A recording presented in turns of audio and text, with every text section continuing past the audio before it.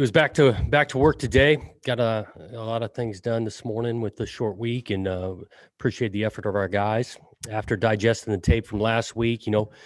Similar to what we felt during the game, momentum swings. There's some really good plays out there in really all three phases, and some things to definitely clean up. The punt block by Josiah was obviously huge. I'm just really proud of that guy, the way he's worked, continued to grind, and he's been a factor for us on special teams and not getting disappointed because he hasn't been a huge factor yet offensively. So that play stands out in a big way to us. And, I thought defensively, shored some things up in the second half, played really well, gave us a great chance to win the game. And getting some stops in the red zone, obviously, were huge.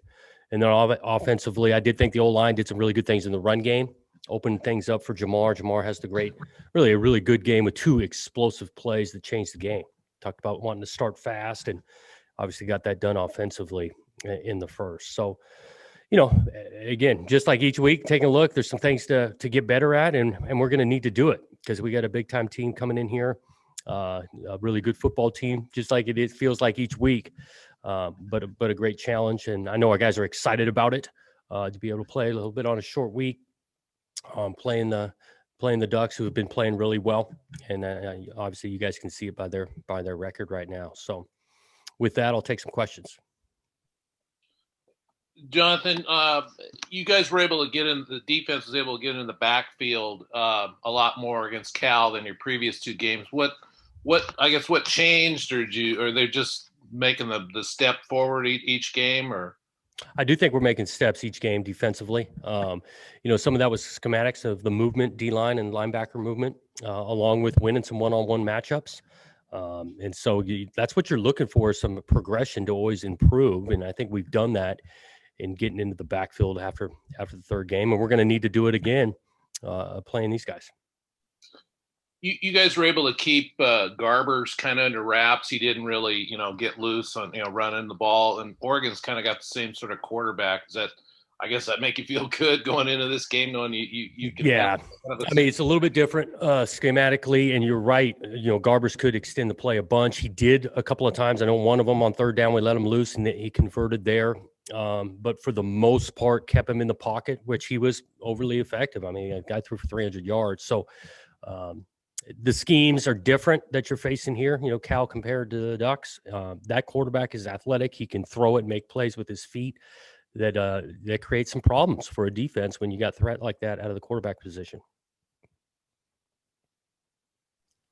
The special teams obviously had a big day, but I was wondering about the two kick returns they had. Were there any concerns from that, or were those penalties definitely a big part of letting those plays go?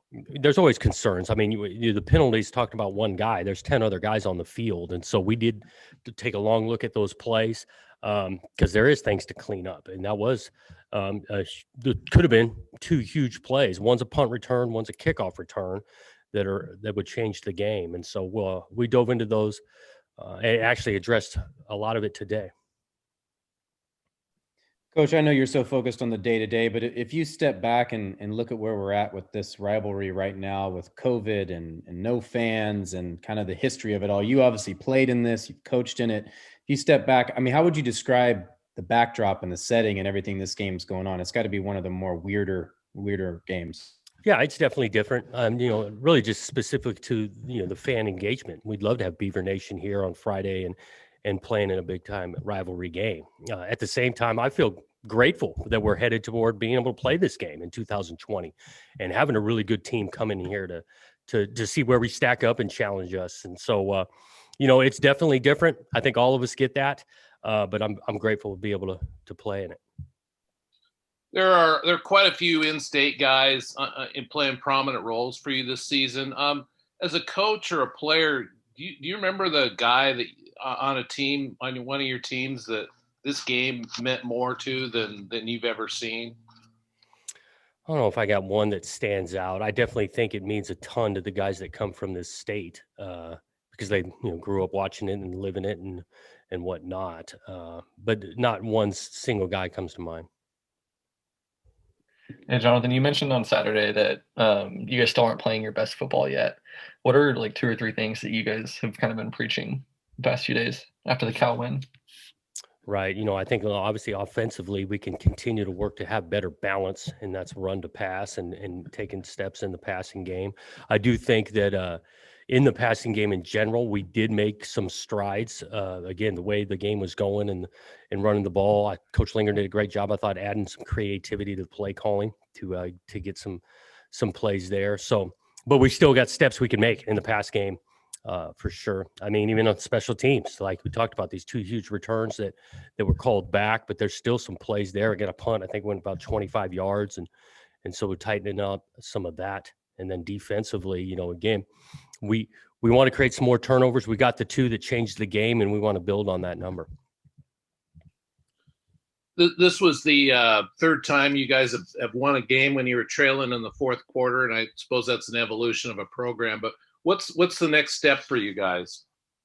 Look, I mean, you win the games in the fourth quarter. I look at our 3 games in this season. Every game was within a score in the fourth quarter. And so you got to play your best at the end of the game. Obviously, we're not trying to just ease into it from a slow start standpoint.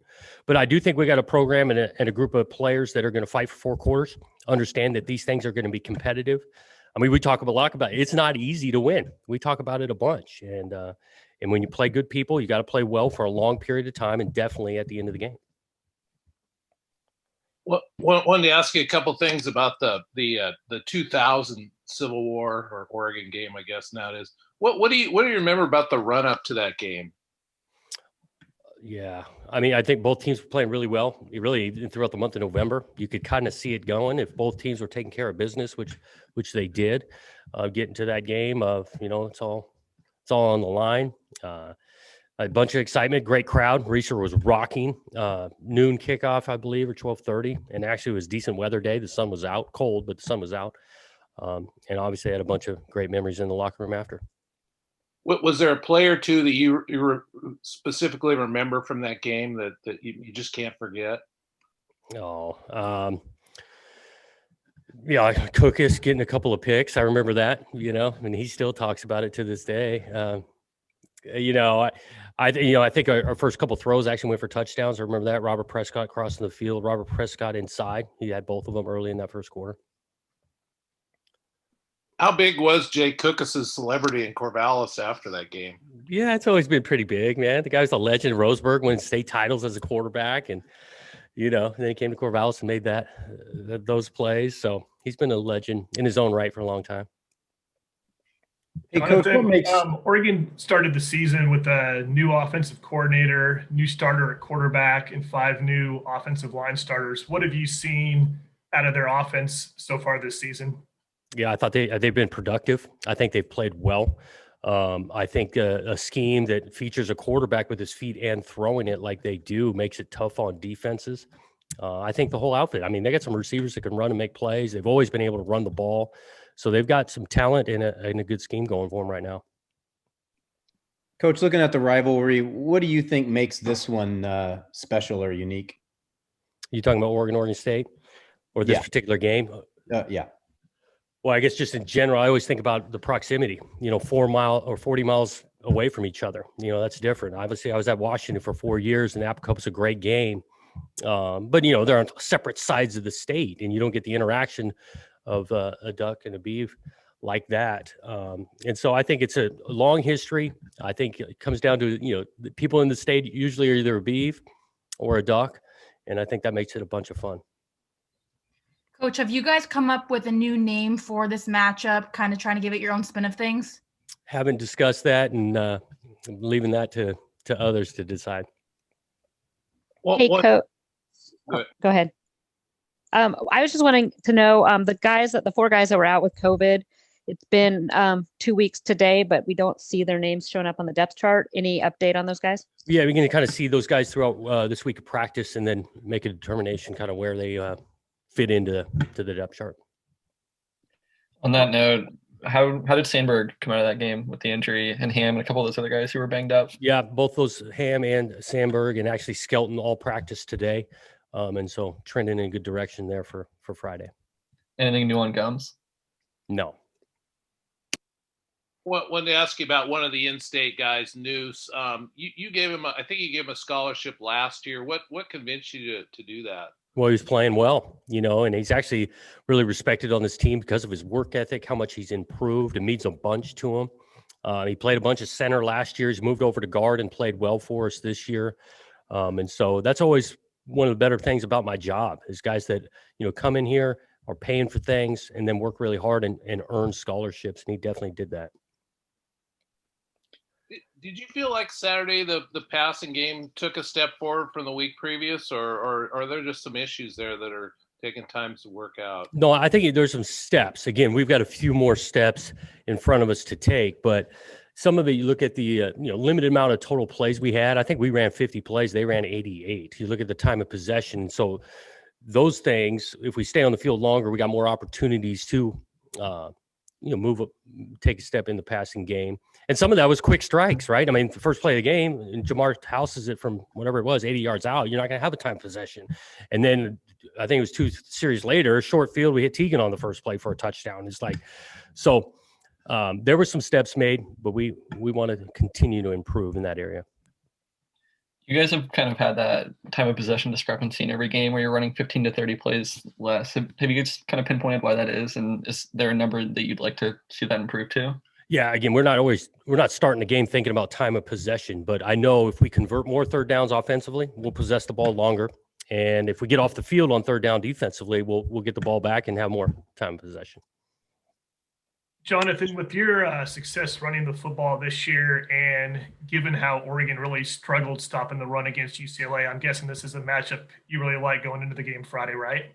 I mean, I'll say this. What UCLA was doing offensively is dramatically different than the way we run the ball. They came in. I mean, Chip did a good job in regards to designing some stuff. It was tough to defend. I mean, they're running the option, unique formations. That's quite a bit different than the style we try to run it. So I know, looking at our first 3 games, I got to think they're going to be preparing to be able to slow Jamar down and wanting to do that. And so we got to be able to play some balanced football to have success.